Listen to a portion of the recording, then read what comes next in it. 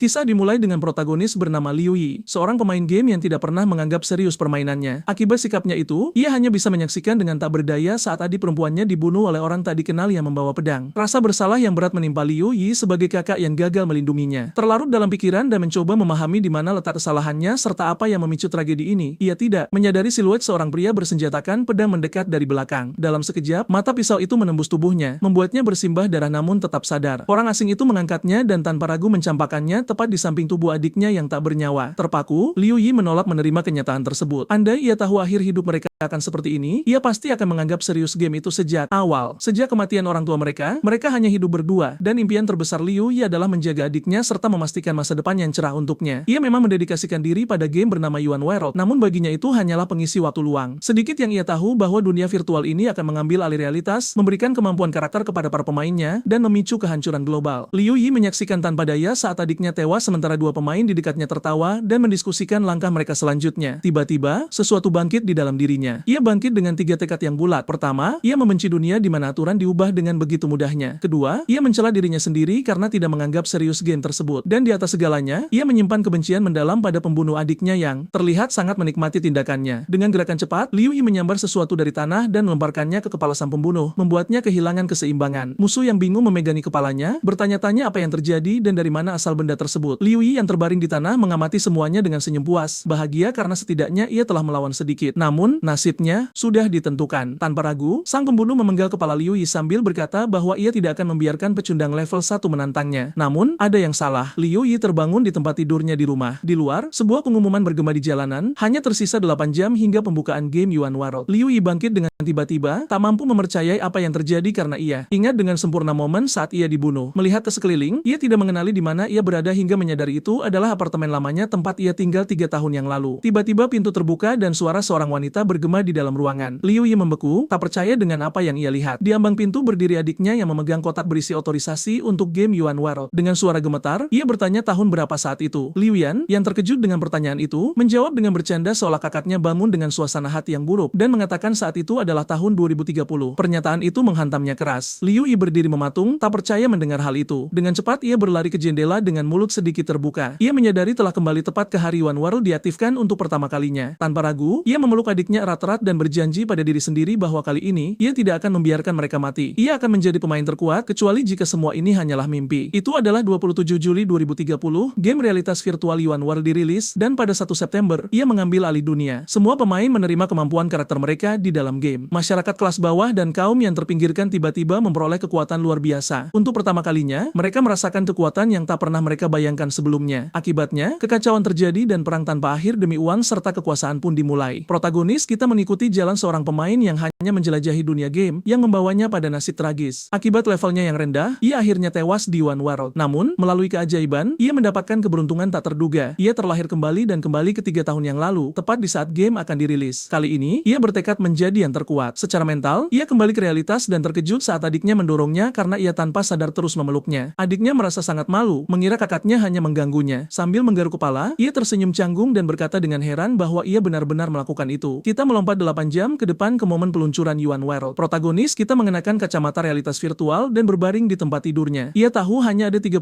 hari sebelum game tersebut mendominasi dunia. Jika ia bisa menjadi pemain terkuat selama periode ini, dia dan adiknya tidak akan mati. Saat memasuki game, ia muncul di plaza awal di mana banyak pemain sudah berkumpul. Di tengah, seorang administrator akan mendemonstrasikan kekuatan skill yang disebut strength. Pukulan pertama yang ia berikan sederhana, membelah batu besar menjadi 2. Namun, dengan memusatkan energinya, ia memberikan serangan lain dengan satu gerakan, membelah batu itu menjadi 2 seolah-olah itu adalah mentega. Demonstrasi tersebut sangat mengejutkan Liu Yi yang menonton dengan mulut ternyanya. Setelah sesi pelatihan berakhir, sistem memindahkan protagonis kita langsung ke dalam game di titik spawn. Beberapa pemain melihat sekeliling di dunia baru ini. Namun, Liu Yi hanya memiliki satu fokus, yaitu berkembang secepat mungkin. Ia memutuskan untuk memilih skill strength karena dianggap paling misterius dan menentukan perbedaan antara pemain biasa dan petarung sejati. Tanpa membuang waktu, ia menuju ke pavilion pelatihan. Di dunia Yuan World tidak ada kelas tempur tetap, hanya pembagian berdasarkan senjata yang digunakan. Mengetahui hal ini, Liu Yi ingin menguasai senjata secepat mungkin karena fondasi kekuatan terletak pada penguasaan penggunaannya. Begitu mencapai 100% kemahiran dengan satu senjata, ia akan memiliki kendali penuh atas skill strength. Dengan urgensi ini, ia bergegas ke pavilion senjata, khawatir semua area pelatihan kelihatan akan penuh sesak. Namun, yang mengejutkan, saat masuk, ia menyadari tempat itu benar-benar kosong. Liu Yi tidak peduli, ia bertekad mencapai tujuannya. Ia langsung menuju rak senjata dan memulai pilihannya. Katana adalah senjata favoritnya, jadi ia memutuskan untuk memulainya. Namun, ia tahu ia harus menguji semua senjata yang tersedia. Setelah 5 jam latihan intensif, ia kelelahan. Namun, ia berhasil menguasai katana sepenuhnya dan menjadikannya senjata utama. Meski kelelahan, ia tahu tidak ada waktu untuk disia-siakan. Tanpa ragu, ia meraih pedang panjang dan memulai siklus latihan baru, mendorong dirinya hingga maksimal dan mengabaikan batas kemampuannya sendiri. Di pavilion senjata, sepasang kekasih berjalan menyusuri koridor, mengagumi betapa realistis segala sesuatu di sekitar mereka. Tiba-tiba, si gadis memperhatikan pavilion pelatihan di belakang pria itu. Penasaran dengan suara yang datang dari sana, ia bertanya apa yang ada di dalamnya. Pria itu menengadah, melihat tanda di atas pintu masuk, dan berkomentar bahwa itu mungkin ruang pelatihan. Tanpa ragu, si gadis mengintip dari balik pintu. Di sanalah ia melihat protagonis kita berlatih tanpa lelah dengan pedang, menyempurnakan serangannya terhadap boneka kayu. Ia memperhatikan bahwa Liu Yi adalah satu-satunya yang berlatih di area itu, yang menurutnya sangat aneh. Pasangan itu mendekati rak senjata tetapi tidak mengambil senjata apapun. Sebaliknya, mereka ingin memahami bagaimana cara kerja pelatihan tersebut. Mereka menonton selama beberapa menit, lalu melemparkan senjata ke tanah, mengatakan bahwa itu adalah aktivitas membosankan yang hanya dikhususkan bagi pecundang. Saat mereka pergi, pria itu menjelaskan bahwa pavilion pelatihan hanya untuk meningkatkan kemahiran senjata tanpa menawarkan keuntungan lain. Ia lebih lanjut menekankan bahwa untuk mencapai 100% kemahiran, setidaknya diperlukan 10.000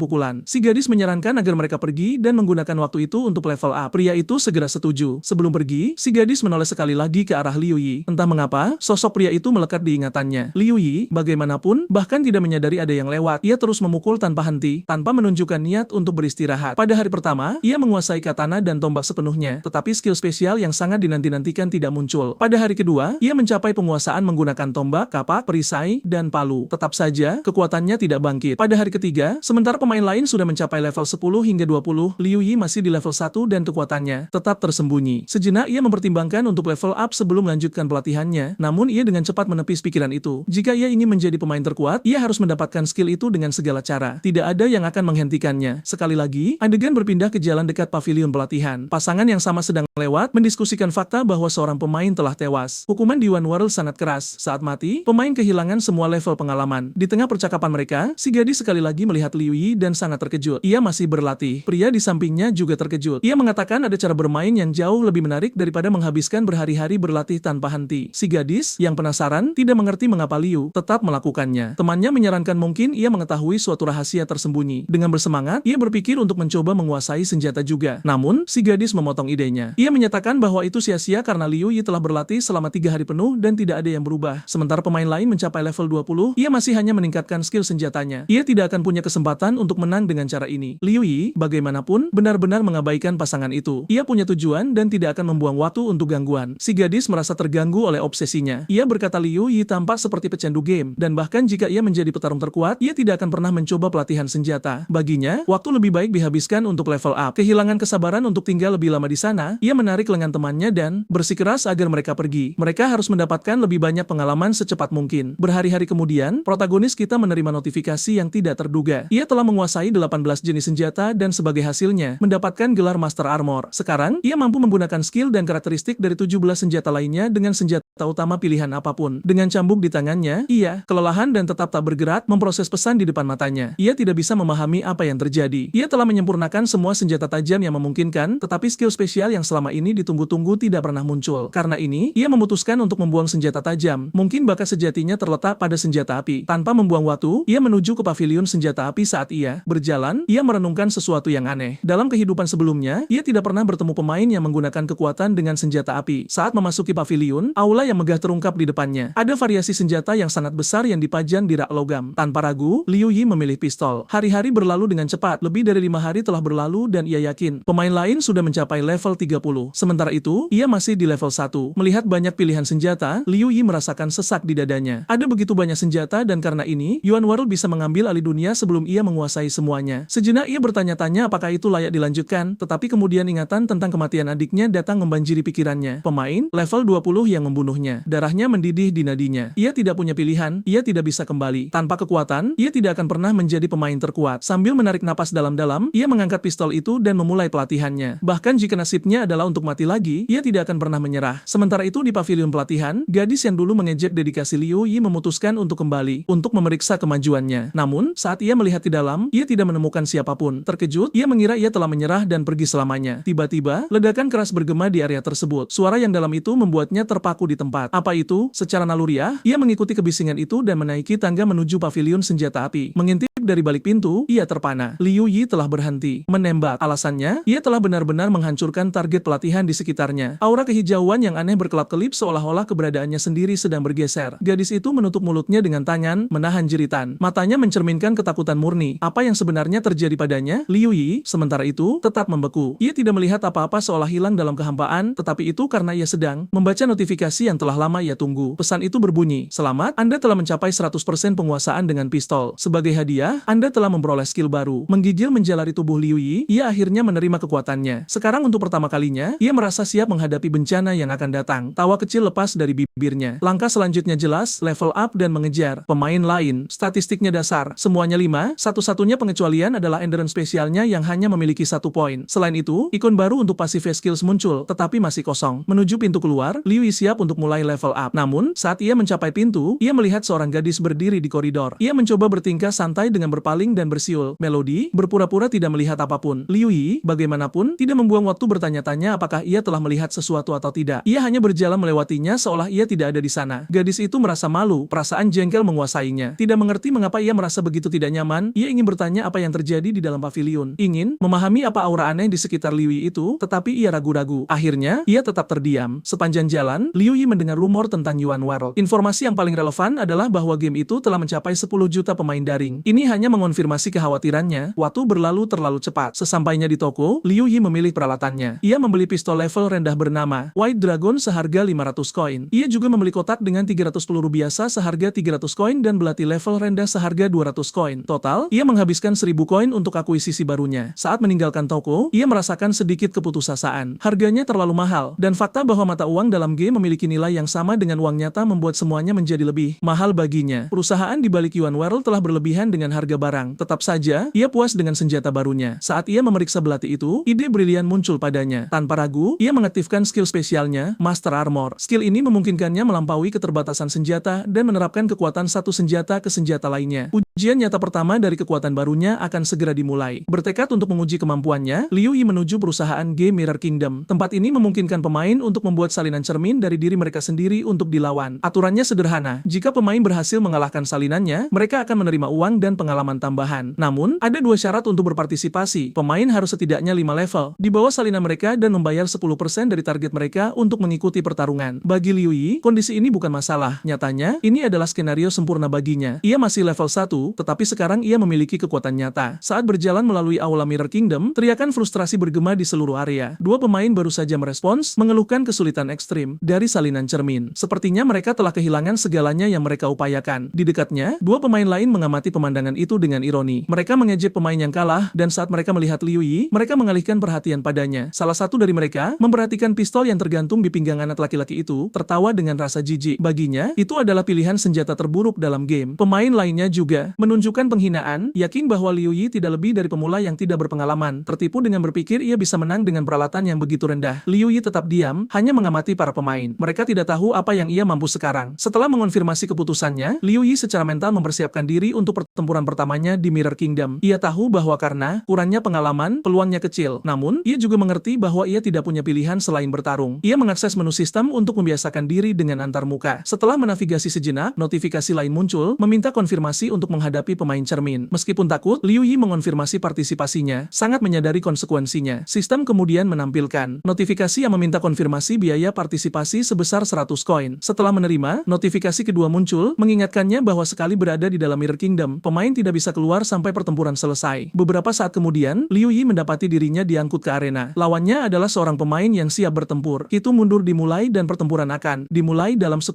detik. Saat itu mundur mencapai 5 detik, saraf Liu Yi mengambil alih. Ia belum pernah melawan siapapun secara sukarela, dan ketakutan akan konfrontasi sangat luar biasa. Kakinya mulai bergetar tanpa sadar, mengalihkan perhatiannya lebih jauh. Mencoba menenangkan diri, ia menepuk kakinya. Namun, gangguan ini menyebabkannya melewatkan bagian awal pertempuran. Lawannya, yang membawa pedang merah, segera meluncurkan serangan. Liu Yi mengira segalanya sudah berakhir bahkan sebelum dimulai. Namun, yang mengejutkannya, ia berhasil menghindari serangan pertama dan mencoba menembak musuh. Sayangnya, semua tembakannya meleset dan saat ia kehilangan keseimbangan, ia hampir jatuh. Musuh terus maju dan memanfaatkan ketidakstabilan Liu Yi dengan mudah melucuti senjatanya. Sekarang tanpa senjata, Liu Yi harus menghadapi pedang merah hanya menggunakan kekuatan fisiknya. Lawan tampaknya yakin dengan kemenangannya. Namun di saat keraguan itu, Liu Yi menyadari bahwa ia tidak bisa menyerah. Ini adalah kesempatan keduanya dalam hidup dan ia tidak akan menyia-nyiakannya. Ia mengaktifkan skill Master Archer-nya yang memungkinkannya memodifikasi sifat bilah pedang. Dengan peningkatan kekuatan bilah itu, Liu Yi mampu menangkis serangan pedang lawan dengan mudah. Kekuatan bilah yang ditingkatkan memungkinkannya untuk melakukan serangan balik dengan kekuatan yang tidak ia ketahui sebelumnya. Dengan keterampilan dan presisi, ia memotong pedang musuh, melumpuhkannya, dan kemudian mengalahkannya dengan cepat. Meski menang, Liu Yi masih gemetar karena saraf. Tangannya gemetar dan napasnya berat, reaksi yang tidak bisa ia kendalikan. Ia merasakan gelombang frustrasi karena tidak bisa tenang setelah kemenangan. Sementara itu, beberapa menit sebelumnya, dua pemain lain sedang berjalan melalui arena, mendiskusikan rencana mereka untuk mengumpulkan anggota bagi tim mereka. Mereka berbicara tentang betapa sulitnya memenangkan pertempuran di Mirror Kingdom, terutama dengan klan besar yang bersaing melawan tim kecil. Saat Liu Yi merayakan kemenangannya, dua pemain yang mengamatinya terkejut dengan hasilnya. Mereka tidak percaya bahwa pemain level 1 dengan peralatan minimal berhasil mengalahkan lawan yang 5 level lebih tinggi. Pada kenyataannya, kedua pemain itu tidak mencari sekutu, melainkan bertaruh uang pada pemain lain dengan harapan mendapat untung. Salah satu dari mereka dengan cepat memeriksa peluang taruhan di situs bernama Bugstage Garden, ingin melihat berapa banyak yang akan mereka peroleh dari taruhan mereka. Yang lain, di sisi lain, dengan cermat menganalisis gerakan Liu Yi, tertarik pada bagaimana pemain level serendah itu bisa mengalahkan lawan mereka. Liu Yi mengamati serangan lawannya dengan cermat saat itu mundur dimulainya pertempuran berlanjut. Pria dengan rambut hijau mengamati setiap gerakan yang dibuat Liu Yi, mengatakan bahwa jawabannya telah tiba. Sementara pemain kedua berkomentar bahwa itu adalah pilihan yang sangat baik, tidak pernah melepaskan pandangannya dari Liu Yi. Keduanya sangat ingin melihat salinan cermin mana yang akan dipilih Liu Yi, berharap untuk memasang taruhan mereka. Liu Yi memeriksa statistiknya sendiri. Ia telah mencapai level 5 dan atributnya telah berlipat ganda, tetapi ia masih merasa lemah. Ia menyadari ia perlu menjadi lebih kuat, bahwa ia harus mengatasi ketakutannya akan pertempuran karena jika tidak, ia akan segera mati. Dengan tekad, ia segera memilih lawan berikutnya, salinan cermin peringkat ke-55 yang dikenal sebagai Strikes. Sistem segera memindahkannya ke arena. Dua pria yang telah mengamati Liu Yi sedang menunggu untuk memasang taruhan pada pertarungannya, tetapi bingung ketika mereka melihat siapa lawannya. Mereka terkejut ketika menyadari bahwa Liu Yi telah memilih salinan cermin level 10, julukannya Strikes. Pria berambut hijau itu tersentak kembali ke realitas, menyadari bahwa Liu Yi telah memilih lawan terkuat yang memungkinkan dari ratusan pemain level 10. Ia bertanya-tanya apa yang akan terjadi dengan taruhan mereka, berharap itu belum dipasang. Tetapi pria berambut putih mengungkapkan bahwa taruhan sudah dibuat dan tidak ada yang bisa mereka lakukan tentang hal itu. Ia berharap jika terjadi kekalahan, teman berambut hijaunya tidak akan memberitahu siapapun tentang taruhan itu karena ia tidak ingin dipermalukan. Penyelenggara taruhan kemudian mengumumkan peluang untuk pertandingan tersebut, menunjukkan taruhan yang dipasang pada Liu Yi dan Strikes. Melihat peluang tersebut, kedua pria itu merasa putus asa. Total jumlah yang dipertaruhkan pada kemenangan Strikes melebihi 200.000 dan mereka sudah kehilangan semua harapan. Pada saat itu, Strikes muncul di depan Liu Yi. Strikes dengan katana di tangan dilengkapi dengan set persistent fighter, sementara Liu Yi, pemain level 5, hanya memiliki pistol, belati, dan perlengkapan dasar. Hitung mundur dimulainya pertempuran dimulai, dan begitu Liu Yi melihat lawannya, kakinya mulai gemetar lagi. Ini membuatnya marah. Untuk menghentikan getaran itu, ia menancapkan belati ke salah satu kakinya. Dengan hanya 2 detik tersisa sebelum pertempuran dimulai, ia mengambil sikap tempur, bertekad untuk tidak mengulangi kesalahan pertarungan pertamanya. Ketika pertempuran dimulai, Liu Yi tidak membuang waktu dan segera maju ke arah Strikes. Ia menghindari serangannya. Meskipun pistol Liu Yi kuat, akurasinya bukan yang terbaik, dan Strikes berhasil menghindari atau menangkis sebagian besar tembakan. Setelah beberapa lama, Strikes merasa bosan dengan ini dan dengan cepat melucuti senjata Liu Yi. Tanpa ragu, Strikes melakukan serangan fatal. Tampaknya mustahil untuk menghindari pukulan tersebut, tetapi Liu Yi tidak siap untuk menyerah. Ia mengaktifkan kemampuan spesialnya dan matanya bersinar biru. Liu Yi melakukan lompatan luar biasa ke depan, nyaris menghindari serangan mematikan Strikes. Setelah meluncur kembali sedikit, ia menyadari bahwa Strikes tidak mengejarnya. Dengan waktu untuk pulih, Liu menganalisis situasinya. Kesehatannya berada di 20 dari 100 dan kekuatan kognitifnya berada di 28 dari 30. Pertempuran baru saja dimulai, tetapi Liu Yi fokus pada kelangsungan hidupnya. Liu Yi selangkah lagi dari kekalahan. Serangan regulernya bahkan tidak bisa menggores lawannya, dan ia menyadari bahwa ia telah memilih lawan yang tidak bisa ia kalahkan. Ia seharusnya memilih petarung yang lebih lemah dan menggunakan waktu itu untuk level up daripada terburu-buru begitu cepat. Namun tetap saja, setelah ragu sejenak, Liu Yi kembali ke posisi tempurnya, hampir merasa lucu betapa sulitnya segala sesuatunya menjadi. Ia percaya bahwa untuk mengatasi ketakutannya, ia perlu terus bertarung dan tidak menyerah. Mengingat bahwa berdiri diam bukanlah pilihan yang baik, ia memutuskan untuk menyerang langsung musuhnya. Di satu titik, sang pahlawan berbelok ke samping untuk menghindari serangan fatal yang akan menghapus seluruh kesehatannya. Namun, Liu Yi meremehkan kecepatan lawannya. Dalam Dalam beberapa detik, Strike sudah berada di belakangnya, menangkapnya dengan kejutan. Liu Yi menyadari bahwa ia tidak punya peluang lagi untuk menang, jadi ia memutuskan untuk mengambil risiko semuanya. Sebelum serangan fatal mendarat, ia berbalik untuk menghadapi Strike, mengeluarkan pistolnya, dan menembak. Dalam bentrokan terakhir, mereka saling melancarkan pukulan fatal. Katana Strike membelah Liu Yi menjadi dua, sementara peluru pistol Liu Yi menghancurkan kepala Strike. Sistem menentukan bahwa Liu Yi menimbulkan kerusakan fatal lebih cepat daripada Strike, sehingga ia dinyatakan sebagai pemenangnya. Hadiahnya adalah jumlah pengalaman dan uang yang besar serta level up. Sekarang, Liu Yi jauh lebih kuat di level 13 dengan semua atributnya meningkat menjadi 17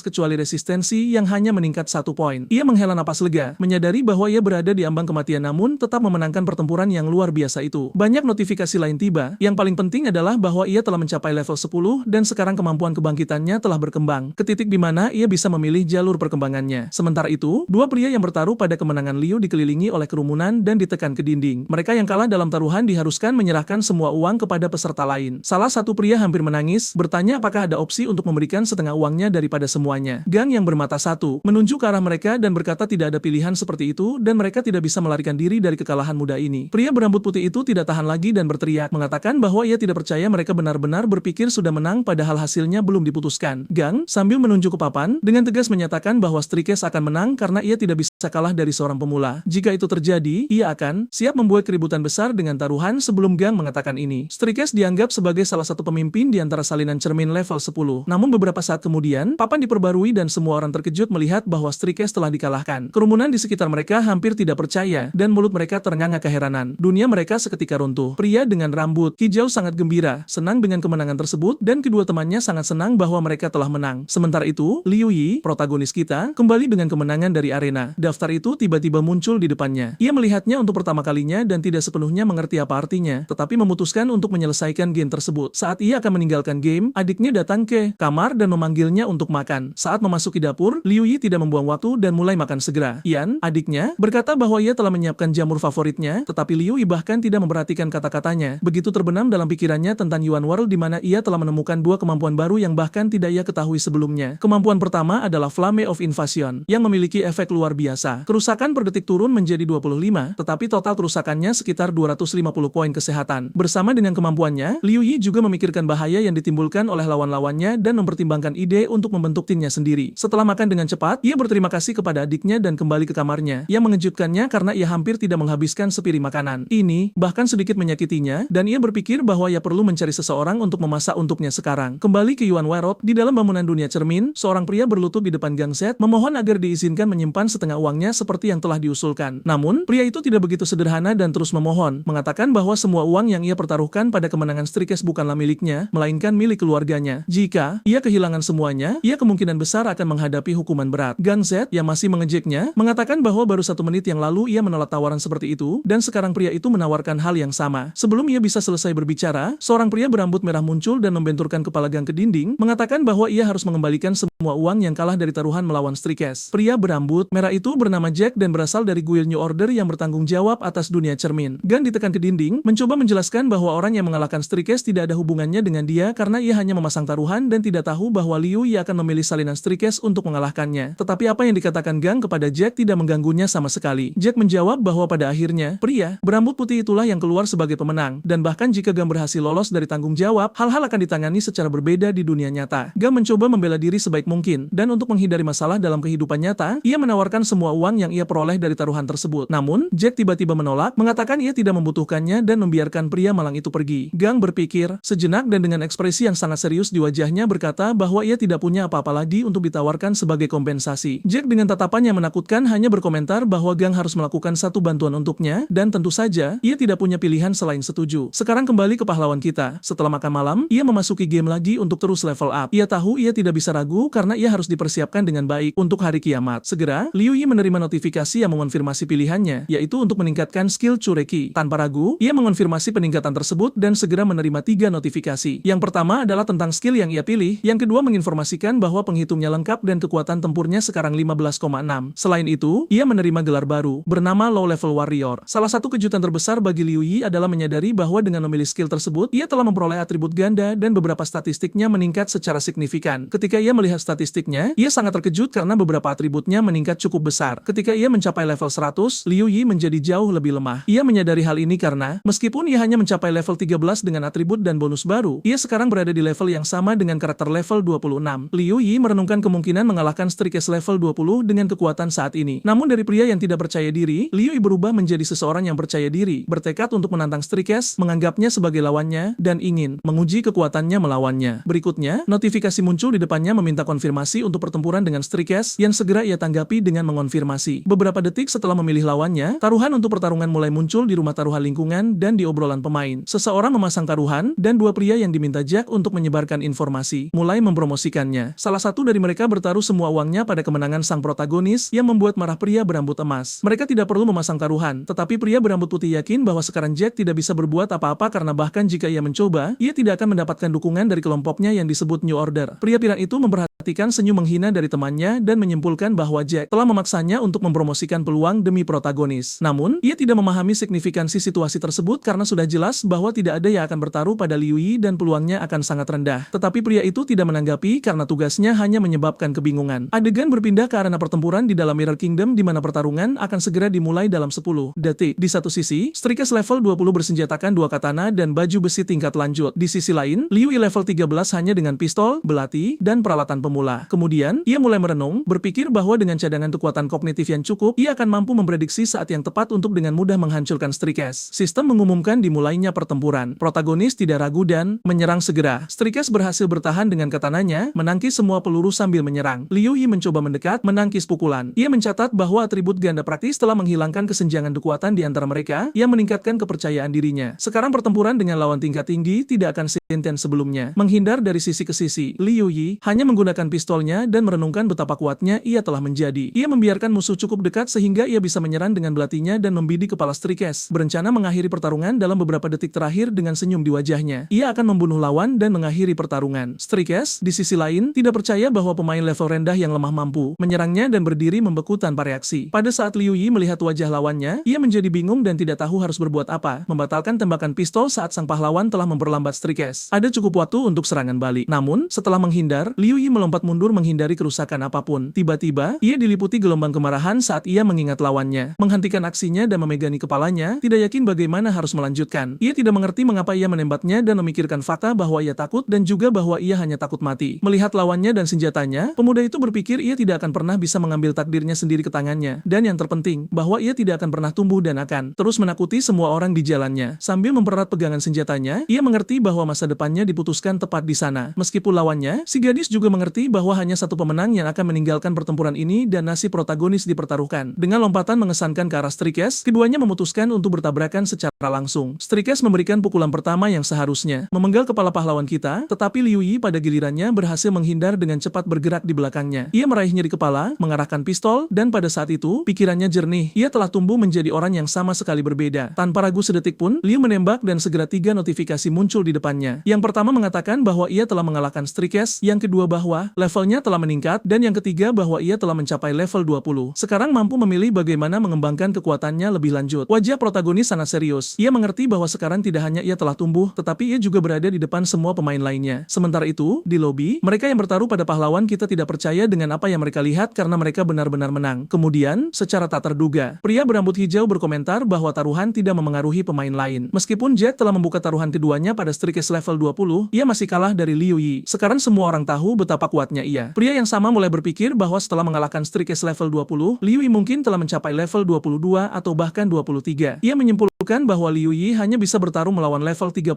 Salinan cermin yang hadiahnya sangat tinggi. Sang pahlawan tahu itu adalah Strikes, tetapi pria itu tidak bisa mengerti bagaimana Liu Yi memiliki begitu banyak kepercayaan diri sehingga ia bisa mengalahkan salinan cermin Strikes level 30 dengan kepastian 100%. Mereka berasumsi bahwa begitu protagonis menghadapi Strikes level 30, ia kemungkinan besar akan kalah dan berada dalam bahaya besar. Begitu Liu Yi berteleportasi kembali ke Mirror Kingdom, ia menyadari bahwa tidak hanya ia telah tumbuh, tetapi ia juga telah menempatkan dirinya di depan pemain lain. Melihat klasemen turnamen, ia melihat salinan cermin Strikes level 30 menempati posisi pertama. Jika dalam pertempuran sebelumnya Liu Yi telah membuktikan kepada dirinya sendiri bahwa ia lebih kuat dari pemain lain, sekarang ia perlu menghancurkan salinan cermin Strikes level 30 karena sebagian besar pemain mengatakan itu tak terkalahkan. Sebelum memasuki pertempuran, rumor mulai beredar di sekitar protagonis mengatakan bahwa salah satu pemain pemain telah mencoba membalas dendam pada Strikes level 30 tetapi akhirnya kehilangan salinan yang tak terkalahkan itu dan petarung terkuat dikaitkan dengan Strikes karena suatu alasan. Dan hal terpenting yang ia dengar bahwa berkat salinan ini, Guild New Order telah menjadi yang terkuat karena Strikes. Setelah itu, Liu tidak ragu untuk memanggil sistem di depannya dengan tatapan membunuh karena ia sangat ingin bertarung dengan Strikes. Sistem bertanya lagi apakah Liu Yi benar-benar ingin memasuki pertempuran melawan salinan cermin Strikes level 30. Tentu saja, ia tidak ragu dan sistem segera memindahkannya. Jack, yang mengamati Liu Yi dari jauh, memerintahkan semua bawahannya untuk membuka taruhan pada kemenangan Strikes. Kita beralih ke dua pria, dan salah satu dari mereka membuka taruhan pada kemenangan protagonis yang menyebabkan pria berambut hijau kehilangan kesabarannya. Ia percaya Liu Yi tidak punya kesempatan melawan Strikes level 30. Namun, pria berambut putih itu tidak mendengarkan kata-katanya tetapi menyatakan bahwa ia percaya pada Liu Yi. Segera, kita dipindahkan ke arena di mana musuh Strikes level 30 berada. Senjatanya sangat tidak biasa, sebuah katana bernama Last Will dan baju besi bernama Fierce. Liu Yi, di sisi lain, berada di level 23 dengan pistol, belati biasa, dan peralatan pemula, yang tampaknya menunjukkan bahwa ia tidak punya peluang sama sekali. Setelah beberapa saat, notifikasi muncul di depan Liu Yi memberitahukan bahwa atribut kecerdasannya telah melampaui 100 poin dan kekuatan pengetahuan kecerdasan telah meningkat sebesar +1. Fokus pada notifikasi, Liu Yi tidak menyadari bahwa pertempuran telah dimulai. Strikes tidak membuang waktu dan segera menyerang, memberikan 411 kerusakan pada kesehatan Liu. Liu Yi terkejut karena ia hanya memiliki 18 kesehatan tersisa, dan ia tidak bisa percaya kecepatan Strikes. Serangan kedua seharusnya menghabisi Liu Yi, tetapi entah bagaimana, ia berhasil bertahan dengan belatinya dan tidak mati. Dengan setiap detik pertempuran, Liu Yi menjadi lebih frustrasi dengan lawannya, menyadari parahnya pertarungan itu. Jika ia bisa bertahan hanya 1 detik kemudian, ia akan mati dan tidak akan punya waktu untuk menerapkan penyembuhan. Dengan susah payah, ia berhasil memukul balik serangan itu dan menghindar ke belakang sambil memberikan kerusakan pada Strikes dengan pistolnya. Setiap peluru terbang dengan presisi yang mengesankan. Liu tidak ingin memperpanjang pertarungan dan mencoba mengakhiri pertempuran secepat mungkin. Namun, semua usahanya untuk mengenai lawannya sia-sia karena Strikes dengan mudah menghindarinya, memberikan kesan bahwa segalanya terjadi dalam gerakan lambat baginya. Dengan gerakan tunggal itu, Strikes berada dalam jangkauan Liu dan akan mengakhiri pertarungan dengan pukulan. Liu Yi tidak mengharapkan kejutan seperti itu, dan mengejutkannya, Strikes yang hampir tidak menerima serangan belati tetap berhasil memberikan kerusakan pada protagonis, memaksanya untuk menyembuhkan secara konstan. Liu Yi tidak bisa menahan serangan itu, dan sejenak jika ia tidak bereaksi, ia akan pindah ke dunia berikutnya dalam game. Namun, ia pulih tepat waktu, menghindari serangan Strikes dengan berjongkok dan bergerak ke samping. Liu Yi segera meningkatkan jarak di antara mereka dan mencoba sekali lagi untuk memberikan kerusakan pada Strikes dengan pistolnya. Tiba-tiba, Liu Yi terjerumus ke dalam pikirannya sendiri dan menyadari bahwa meskipun statistiknya mirip dengan Strikes level 46, Strikes masih berhasil menekannya. Tetapi setelah menenangkan diri, Liu Yi tidak mau menyerah. Ia mengerti bahwa jika ini adalah semua kekuatan Strikes, ia dapat dengan mudah memberikan kerusakan yang luar biasa dalam beberapa detik dan memastikan kemenangan. Saat itulah Liu Yi memutuskan untuk menggunakan skill Blessing Study. Skill itu meningkatkan semua statistik target bersama dengan mengaktifkan kondisi tidak umum yang berlangsung selama 1 menit. Kemudian, ia juga mempelajari curse yang dapat menyebabkan 1 dari 10 efek seperti kelemahan, penuaan, kelesuan, kebodohan, kelelahan, keracunan, halusinasi, perubahan persepsi, kekacauan, dan kegilaan. Setelah mempelajari skill itu, notifikasi muncul di depan protagonis mengatakan bahwa berkah telah dipelajari. Kekuatan tempurnya adalah 15, tetapi hal terpenting adalah statistik pria itu meningkat beberapa kali lipat, memberi protagonis keuntungan signifikan atas Strikes. Liu tidak ragu dan berteriak untuk mengaktifkan berkah karena ia mengerti ia tidak memiliki cukup level untuk mengalahkan Strikes, tetapi ia mempercayai atributnya untuk melakukannya. Beberapa saat kemudian, notifikasi muncul memberitahu bahwa ia telah menghabiskan 400 poin kekuatan kognitif dan bahwa semua atributnya meningkat sebesar 200 selama tepat 1 menit. Setelah itu mereka akan kembali normal. Aura putih mulai mengelilingi Liu Yi, menyebarkan teror kepada semua orang yang berdiri di depannya. Ada aura ini yang memberinya keberanian karena ia tahu bahwa dengan mengaktifkan skill selama 1 menit penuh, ia akan memiliki cukup kekuatan untuk menghancurkan Strikes. Strikes, yang terkejut, berdiri dia mempersiapkan serangan protagonis berikutnya tetapi memutuskan untuk mengambil pendekatan yang lebih proaktif. Ia menyerang dengan kecepatan penuh, berniat untuk menghabisi Liu Yi sekali, dan untuk selamanya, sehingga mereka tidak perlu menghadapinya lagi. Liu Yi sebentar berpikir bahwa begitu ia mengalahkan Strikes, semua orang akan segera berasumsi bahwa ia memiliki skill dan atribut yang luar biasa, membuatnya dikenal sebagai pemain terkuat. Tetapi saat ia mendapatkan kembali fokusnya, Liu Yi menyadari bahwa musuh mendekat dengan cepat sementara ia menghindar dari sisi ke sisi. Bahkan menghindar pun tidak cukup untuk menghindari. Strikes sudah cukup dekat untuk menyerang. Liu Yi kemudian membidik pistolnya dan menembak. Peluru pertama mengenai Strikes di dada, menyebabkannya menghentikan serangannya dan menjadi bingung. Setelah tembakan pertama, Liu tidak berhenti, terus menembaki musuh tanpa henti. Beberapa detik kemudian, lebih dari 10 lubang terlihat di tubuh Strikes yang seharusnya menunjukkan bahwa ia sudah jatuh, tetapi tiba-tiba ia benar-benar tidak terluka dan siap untuk melanjutkan pertarungan dengan senyum di wajahnya. Musuh tampaknya telah mengerti apa yang sedang terjadi. Saat mengisi ulang magazinnya, Strikes menyadari bahwa pertama, statistik protagonis jauh lebih tinggi daripada pemain dengan level yang sama, dan selain itu, ia memiliki kemampuan pasif yang diaktifkan selama momen kritis. Ini adalah kekuatan sejati Strikes. Selain itu, sistem Mirror Kingdom bekerja melawan pemain manapun yang membuat kemenangan menjadi lebih sulit untuk dicapai. Liu mengerti bahwa ia adalah pengecualian, jadi ia mengambil posisi tempur. Dengan durasi berkah yang hampir berakhir, ia tahu ia perlu menghabisi Strikes sebelum itu. Bertekad untuk mencegah musuh mati sebelum waktunya, Liu mulai menyerang Strikes. Hanya 25 detik tersisa dari kemampuan aktifnya. Saat ia menyerang, ia tahu ia tidak bisa membiarkan dirinya kalah karena tujuan saat ini adalah untuk melampaui masa lalunya dan mengambil kendali atas takdirnya, sesuatu yang gagal ia lakukan sebelumnya. Dengan serangan Yasuo, Strikes mendekat ke protagonis. Dengan 15 detik tersisa, Liu Yi melompat mundur dan meluncurkan serangan balik. Seiring waktu berlalu, Liu Yi terus menyerang dan memukul balik Strikes, tidak memberikan musuh sedikit pun waktu istirahat. Hanya beberapa detik sebelum skill berakhir, peluru melesat lurus ke dahi Strikes, menghancurkan baju besinya. Strikes mulai bergetar hebat dan senjatanya jatuh dari tangannya. Ia berhenti menyerang beberapa saat kemudian. Benar-benar kelelahan, ia jatuh menunjukkan tanda yang jelas bahwa ia tidak lagi memiliki kehidupan. Sistem notifikasi mulai larut. Tubuh musuh terbaring di tanah dan Liu menatapnya, tidak percaya bahwa ia telah mengalahkan lawan paling kuat di dunia salinan Mirror Kingdom. Ia sudah membayangkan komentar yang akan mengikuti kemenangannya karena sekarang ia akan disebut pemain terkuat, orang yang berhasil mengalahkan musuh level 30, Strikes yang perkasa. Selain itu, kemampuan tersembunyinya luar biasa, memberinya properti petarung yang tak terkalahkan. Seseorang berkomentar bahwa gelar-gelar ini tidak berarti apa-apa bagi pemain level 30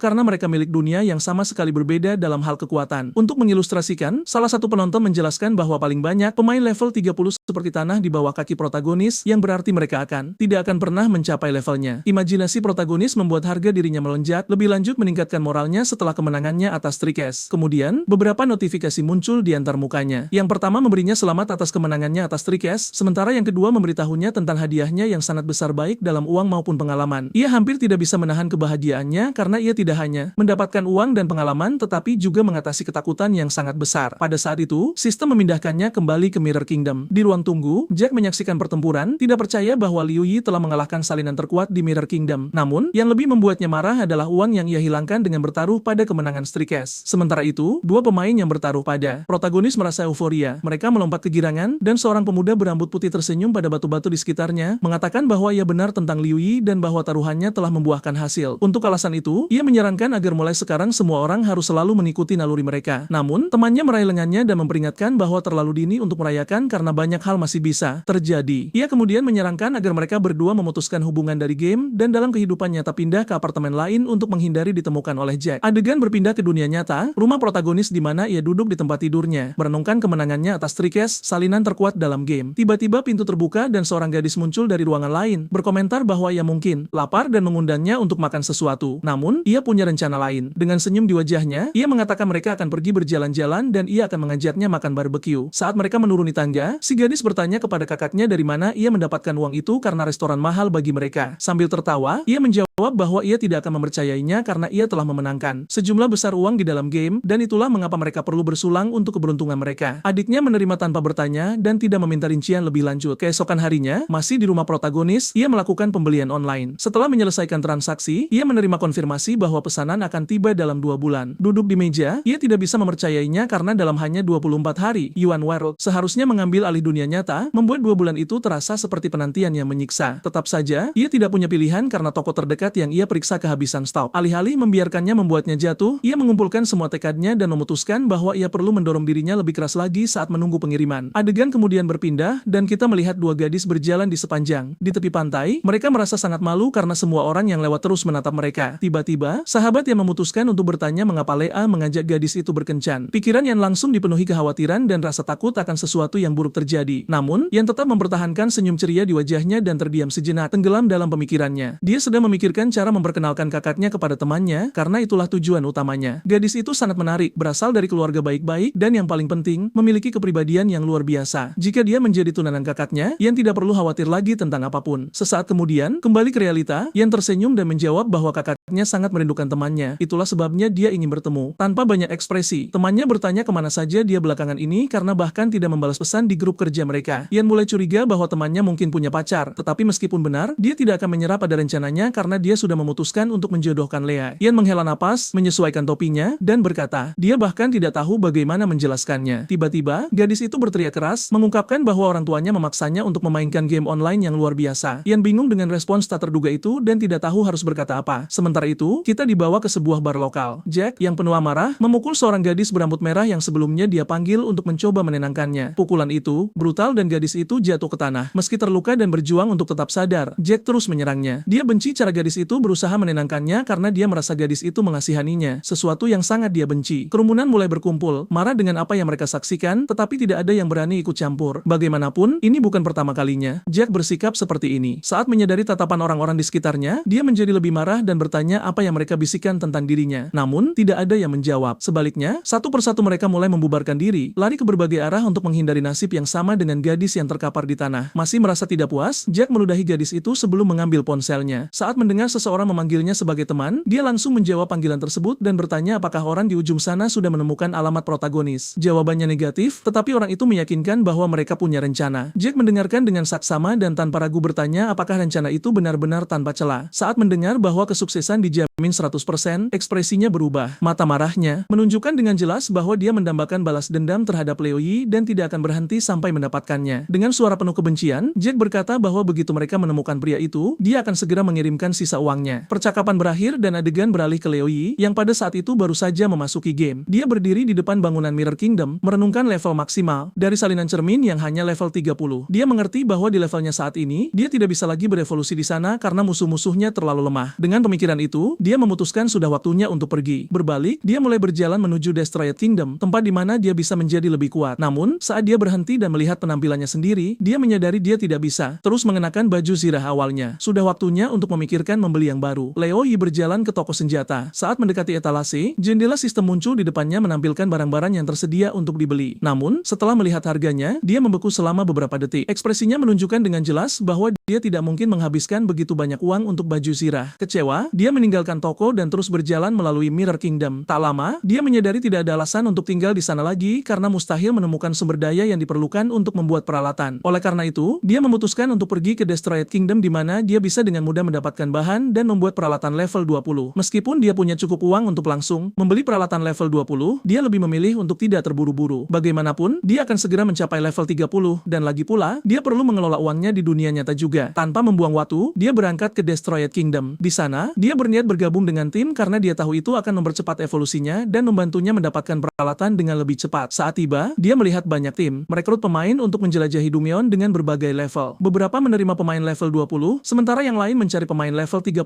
untuk raid yang lebih sulit. Dia berdiri di samping sejenak dan mendengar percakapan antara dua pemain yang membicarakan guild order baru. Mereka menyebutkan serangan baru-baru ini pada case Dumeon level 40 di mana 10 pemain berpartisipasi, tetapi semuanya dikalahkan dan stat mereka diatur ulang. Leo Yi tahu hanya ada 4 persyaratan untuk menyelesaikan Dumeon terlepas dari ukuran tim. Bahkan, semakin banyak orang berpartisipasi, semakin besar imbalannya. Namun, ada detail krusial. Begitu berada di dalam Dumeon, tidak ada jalan keluar sampai benar-benar selesai. Selain itu, di dunia Yuan, mati di Destroyed Kingdom berarti pengaturan ulang total dan hilangnya semua peralatan. Karena alasan ini, tim sangat selektif saat merekrut anggota baru. Dengan kemampuan yang dia miliki, Leo yakin dia akan diterima tanpa masalah. Yakin akan hal ini, dia mendekati perekrut pertama tetapi langsung ditolak karena tim tersebut hanya menerima pemain level 30. Dia mencoba lagi di grup lain tetapi ditolak karena peralatan kualitas rendahnya. Pada upaya ketiga, dia bahkan tidak diberi kesempatan untuk berbicara karena tim sudah penuh dan tidak membutuhkan pemain baru. Frustrasi dan benar-benar kecewa, dia jatuh berlutut. Dia tidak percaya bahwa tidak ada yang mau menerimanya bahkan setelah dia mengalahkan Strikes, musuh level 30. Dia pikir kekuatannya harus diperhitungkan terlepas dari level atau peralatannya karena dia sudah membuktikan bahwa dia bukan pemain lemah. Untuk sesaat, dia mulai mempertimbangkan menjelajahi Dumeon yang lebih mudah untuk mendapatkan peralatan dasar, tetapi dia tahu itu akan menjadi proses yang panjang dan membosankan. Meskipun begitu, dia mengumpulkan kekuatan untuk berdiri dan bersiap mengambil satu-satunya pilihan ini ketika tiba-tiba dia mendengar langkah kaki di belakangnya. Tak lama kemudian, sebuah suara mengumumkan bahwa sebuah tim sedang mencari satu anggota lagi. Penasaran? Penasaran, Leo Yi berbalik untuk melihat tentang apa itu, tidak mengerti kepada siapa tawaran itu ditujukan. Di depannya ada Jack, tersenyum dengan tatapan penuh perhitungan. Jack menyarankan agar dia bergabung dengan ekspedisi bidungan level 35 yang berbahaya yang dirancang untuk tim beranggotakan 10 orang. Saling bertukar pandang dengan Jack, Leo Yi menyadari ada sesuatu yang aneh tentang usulan itu. Namun, Jack terus berbicara, meyakinkannya bahwa tim tersebut cukup kuat untuk menangani tantangan sendirian. Mereka hanya butuh satu orang lagi untuk melengkapi grup agar portal raid diaktifkan. Satu pemain lagi diperlukan. Terkejut, sang protagonis tidak percaya dengan apa yang dia lihat. Selain itu, dia merasa pernah melihat Jack di suatu tempat sebelumnya, tetapi tidak bisa mengingat di mana tepatnya. Jack, tanpa memberi Leo Yi waktu untuk berpikir, mengatakan bahwa jika dia tidak tertarik, dia akan mencari orang lain. Tidak ingin melewatkan kesempatan ini, Leo Yi segera memotongnya dan menerima tawaran itu. Jack hanya melambaikan tangan dan menyuruhnya mengikuti. Bersama-sama mereka pergi ke pintu masuk portal level 30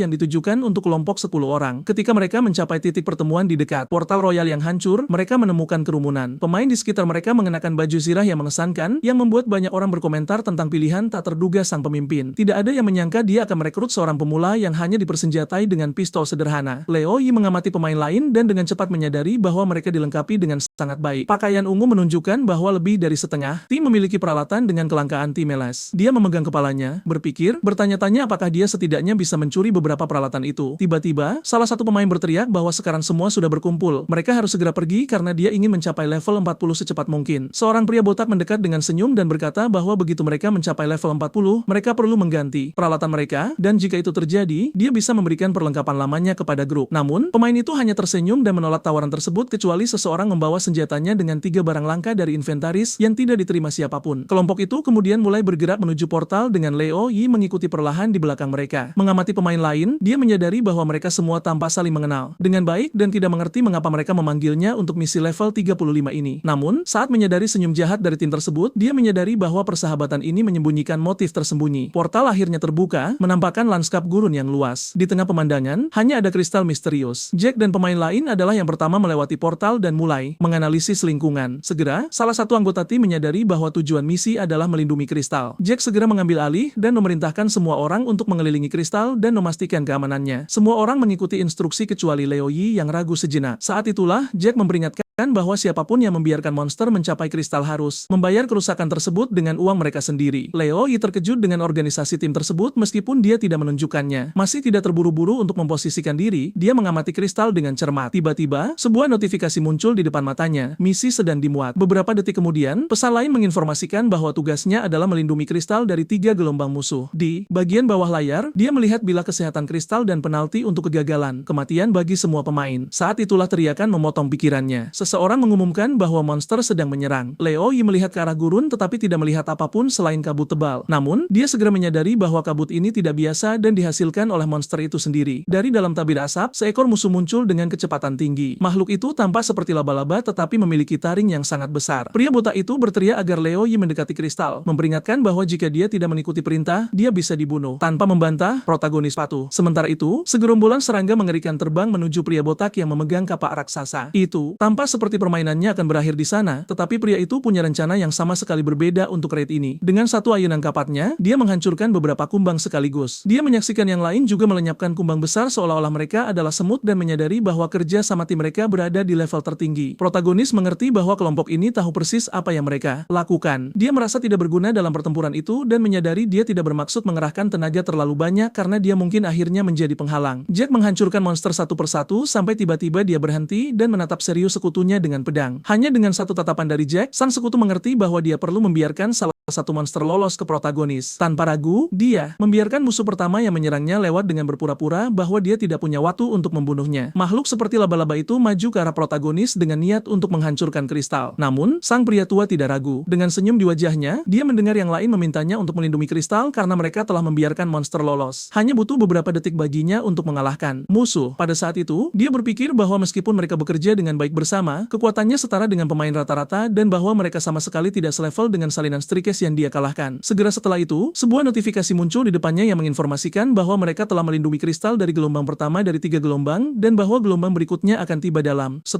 menit. Setelah memusnahkan semua monster, mereka duduk untuk beristirahat. Salah satu dari mereka berkomentar bahwa protagonis benar-benar terampil karena pada pandangan pertama tidak ada yang akan mengatakan dia adalah seorang master dengan perlengkapan pemula. Sedikit yang akan berhasil mengalahkan monster 10 level lebih tinggi dari mereka. Pria dengan pedang yang membiarkan monster lewat menyalahkan dirinya sendiri atas kesalahannya. Jika anggota ke-10 dari grup tidak tiba-tiba menghilang, tidak akan ada celah dalam pertahanan. Pria botak itu menenangkannya, menyuruhnya untuk tidak khawatir karena masalahnya sudah diselesaikan. Dia kemudian menoleh ke protagonis dan memperingatkannya bahwa pada gelombang berikutnya, kamu harus bertarung bersama mereka dalam pertahanan, memastikan tidak ada monster yang lewat. Pria yang duduk di sebelah Leo Yi menyarankan agar mereka bisa mengundang protagonis untuk bergabung dengan tim mereka agar dia bisa diperhatikan. Kemudian dia bertanya kepada protagonis apa pendapatnya tentang ide bergabung dengan grup karena itu akan menyelamatkannya dari keharusan mencari orang untuk membentuk timnya sendiri. Selain itu, dengan bermain bersama, dia bisa menghadapi tantangan tingkat tinggi. Protagonis sangat menyukai proposal itu dan bahkan mempertimbangkan untuk menerimanya segera.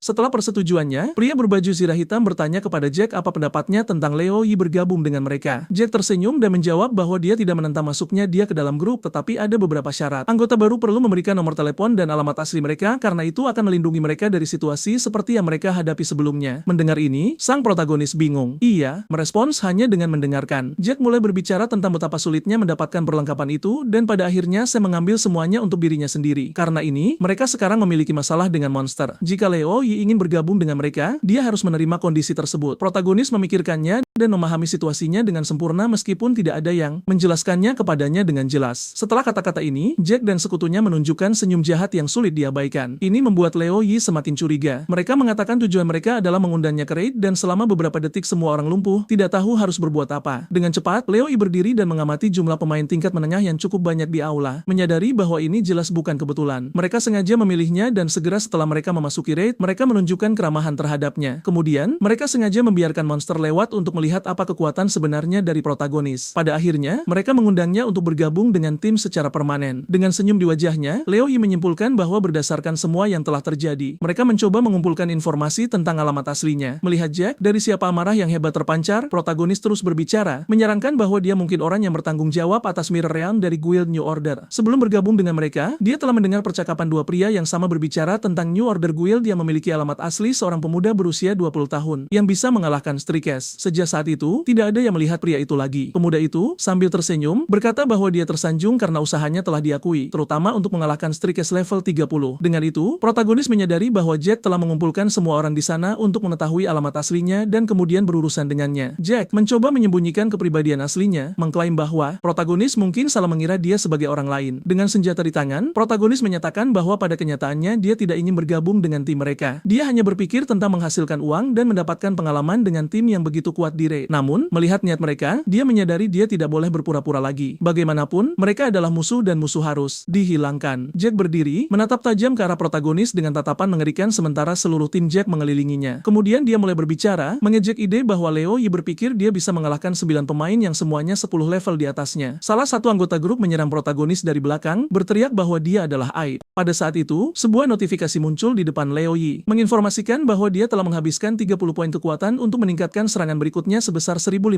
kerusakan, meninggalkannya dengan 414 poin kekuatan dan 450 kognisi tersisa. Detik berikutnya, penyerang yang memegang pedang jatuh tewas, terlempar beberapa meter jauhnya. Semua orang terpaku dengan apa yang mereka lihat. Dengan satu pukulan, dia telah membunuh lawan yang 10 level lebih kuat darinya. Mereka yang mengelilinginya, terkejut karena tidak ada yang menyangka seorang pria bisa mengalahkan dalam sekejap seseorang yang jauh lebih kuat darinya. Sesuatu mulai terjadi pada tubuh karakter yang tewas itu. Tubuhnya mulai bersinar dalam warna biru pekat seolah-olah menyerap sesuatu dan berubah menjadi zat lain. Setelah transformasi, bola yang tidak dikenal muncul di depan protagonis yang disebut Blue Military Pearl. Catatan, Military Pearls jatuh ketika pemain dikalahkan. Ada kemungkinan menerima barang acak dari peralatan atau inventaris pemain yang dikalahkan. Protagonis mengambil bola itu dan dengan ekspresi serius bertanya apa yang tidak mungkin tentang mengalahkan 9 pemain. Jack, yang marah, siap mencabik-cabiknya, percaya bahwa pemuda itu terlalu percaya diri. Segera, Jack memberi perintah agar semua orang menyerang protagonis sekaligus dan mereka semua menyerbu, mencoba mengalahkannya secepat mungkin. Sayangnya bagi mereka, pemuda itu tidak lagi mengenal belas kasihan. Beberapa detik kemudian, gadis pertama tewas, disusul pria dengan lubang di kepalanya. Protagonis membunuh mereka satu persatu. Dia tahu bahwa dengan membunuh musuh-musuh itu, dia mengambil kesempatan mereka untuk bertahan hidup, tetapi sayangnya dia tidak punya pilihan lain. Dia tidak bisa mati di sana. Adiknya tidak akan bisa mendapatkan identitas para pemain itu, jadi terlepas dari apa yang dikatakan siapapun, dia perlu menjadi lebih kuat. Dengan kekuatannya saat ini, dia tidak akan bisa melindungi adiknya ketika dunia Yuan mengambil alih dunia mereka. Protagonis memutuskan dia perlu memanjat ke puncak, tetapi pertama-tama dia harus melenyapkan mereka yang bisa menghentikannya di masa depan. Jadi, untuk mencapai tujuannya, Liu Yi memutuskan untuk melintasi gunung mayat yang menumpuk di sekitarnya. Jack dan seluruh pasukannya berdiri lumpuh, bertanya-tanya mengapa mereka tidak bisa membunuhnya meskipun level mereka jauh lebih tinggi daripada protagonis dan peralatan mereka lebih baik. Pemuda itu sangat jengkel, meskipun dia sudah berasumsi protagonis sekuat ini karena dia telah mengalahkan klon Strikes level 30. Semua sekutu Jack mencoba membujuk protagonis untuk berhenti, percaya bahwa jika dia membunuh beberapa lagi dari mereka, mereka tidak akan bisa membersihkan Dungeon dan akan kehilangan semua sumber daya mereka. Protagonis menjawab bahwa itu tidak masalah baginya karena dia bisa dengan mudah pergi ke Mirror Zone rahasia dan melakukan hal yang sama. Apa yang dia hilangkan bisa dia pulihkan dalam satu hari, tetapi dengan mereka, itu berbeda. Peralatan mereka akan hilang dan mereka tidak akan memiliki kekuatan atau keterampilan untuk mengalahkan karakter Mirror Realm. Jack menjadi semakin jengkel dan berkata dia bisa mengumpulkan orang untuk mencegah protagonis memasuki Mirror Zone rahasia, tetapi Liu Yi hanya tertawa sebagai tanggapan. Kemudian dia mulai membunuh sekutu Jack, sesuatu yang tidak bisa dipercaya oleh Jack sendiri. Jack ingin memerintahkan mereka untuk mencegah kematian lebih lanjut, tetapi sebelum dia bisa berbicara, dua pemain di belakangnya sudah tewas. Saat sekutunya dikalahkan, Jack teringat saat dia menyapa orang penting yang memberitahunya bahwa mereka harus tetap menjadi pemain papan atas di dunia Yuan. Jika dia bisa mempertahankan posisi itu, tidak masalah apa yang mereka lakukan untuk mencapainya karena dia akan mendukung mereka. Namun, melihat mereka, dia menambahkan bahwa jika mereka gagal, dia tidak hanya akan berhenti mendukung mereka tetapi juga akan mengungkapkan semua kejahatan mereka, memastikan mereka dihukum segera. Ketika Jack tersadar kembali ke realita, dia menyadari semua orang di sekitarnya tewas, hanya menyisakan dirinya sendiri. Liu Yi bersiap untuk menghabisi Jack, tetapi Jack memohon belas kasihan, memohon kepada protagonis untuk tidak membunuhnya. Pemuda itu tidak menjawab, hanya menatapnya dengan serius yang hanya membuat Jack semakin marah. Dia merasa sangat menyedihkan sehingga itu menjijikan baginya. Jack berkata bahwa jika dia diampuni, dia akan mengungkapkan rahasia tentang dunia Yuan. Liu Yi tersenyum dan menyuruhnya berbicara segera tanpa bertele-tele. Jack meminta protagonis untuk berjanji membunuhnya. Tepat setelahnya, tetapi sebaliknya dia terlempar beberapa meter ke belakang. Liu Yi berkata bahwa karena dia tidak ingin berbicara, mungkin lebih baik baginya untuk pergi ke dunia berikutnya karena dia belum terlalu ingin tahu rahasianya. Jack mendarat beberapa meter dari Liu Yi, tetapi tidak menghilang atau berubah menjadi mutiara setelah benturan. Dia berhasil selamat dari pukulan dan mencoba bangkit dengan gemetar, membuat terkejut protagonis. Liu Yi terkesan dengan ketahanan Jack, bertanya-tanya bagaimana dia selamat dari serangan langsung. Tiba-tiba, dia mendengar suara datang dari kedalaman gurun dan segera menyimpulkan bahwa gelombang kedua akan segera dimulai. Untuk memulai, Jack berkata Liu Yi pasti tahu beberapa rahasia dunia Yuan karena tanpanya, dia tidak mungkin menjadi sekuat itu. Apa yang paling mengejutkan Jack adalah bahwa bahkan dia tidak bisa menangani Liu Yi karena itu, dia berencana untuk melaporkan semuanya kepada atasan, dan setelah itu Liu Yi harus berurusan dengan bukan hanya dia, tetapi kemungkinan besar akan segera mati dan kembali ke level 1. Kembali berdiri, Jack terus berkata bahwa protagonis benar-benar berpikir dia bisa melawan orang yang lebih kuat darinya seperti Jack. Itu mustahil karena sangat sedikit orang yang bisa naik level seperti ini, dan ketika rahasia yang tampaknya diketahui Liu Yi menjadi tidak berguna, Jack yakin dia tidak akan memiliki keuntungan lagi. Pria itu mulai memohon lagi agar protagonis melepaskannya. Sebagai gantinya, dia akan mengungkapkan rahasianya dan bersama-sama mereka bisa menggunakan kekuatan luar biasa Liu Yi untuk membersihkan Dungeon yang tersisa. Liu Yi tersenyum dan bertanya mengapa dia berpikir pria itu akan mati dan tidak bisa membersihkan Dungeon sendirian. Jack tidak percaya kata-kata protagonis karena dia hanya level 28 dan tidak peduli sekuat apapun dia. Semua orang punya batasnya, itulah yang diyakini Jack. Namun tiba-tiba, protagonis bertanya, bagaimana jika aku punya peralatan level